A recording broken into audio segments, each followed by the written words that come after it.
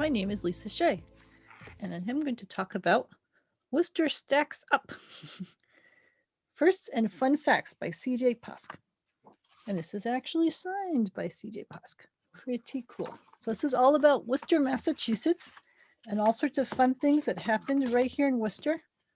The book is very lovely laid out. So it talks about how Casey at the Bat was written on Chatham Street in Worcester, how the Lion Sleeps Tonight was first discovered by a DJ in Worcester on WORC. The first pink flamingo was designed by a resident of Worcester who was working for someone in Leominster. And of course, we all know about the smiley face, just all sorts of cool things. So it talks about these neat things. Like, for example, I love Higgins Armory, and sadly it's not open anymore, but I used to go there all the time. And wait, I'll find it. So they've got Higgins Armory in there as being the first place to be constructed with an all glass and steel exterior. Talk about the Worcester Art Museum was the first place in the US, I think, to have a painting from the Water Lily series. So all sorts of different kinds of factoids about Worcester in a very pretty layout. And then it's got a quiz section where they've got all these different questions to see if you know the answers to them. So for example, let's just choose a random one. There was a poet born in 1905 who wrote poems about his boyhood in Worcester, and he won the Pulitzer Prize and was named the U.S. State's Poet Laureate. Do you know this poet's name? So you go through. I'm not going to give the answer, of course. You have to try to guess these things.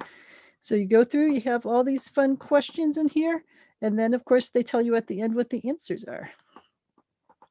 So there's bibliography if you want to learn more about any of the things that they talk about. So this is a starting point to learn all sorts of cool things.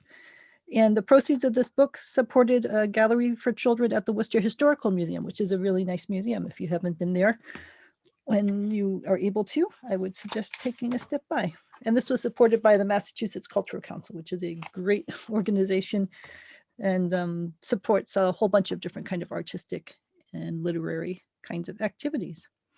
So it's a really neat book, all about Worcester, all sorts of cool pictures in here, some of them historic, some of them more up to date, with all sorts of facts that you might never know about the city of Worcester. So well recommended. If you can get a copy of it and take a look. Worcester Stacks Up. So it's definitely a fun book to have, recommended for all ages. Let me know if there's any other books about Worcester or set in Worcester that I should take a look at, and have a wonderful afternoon.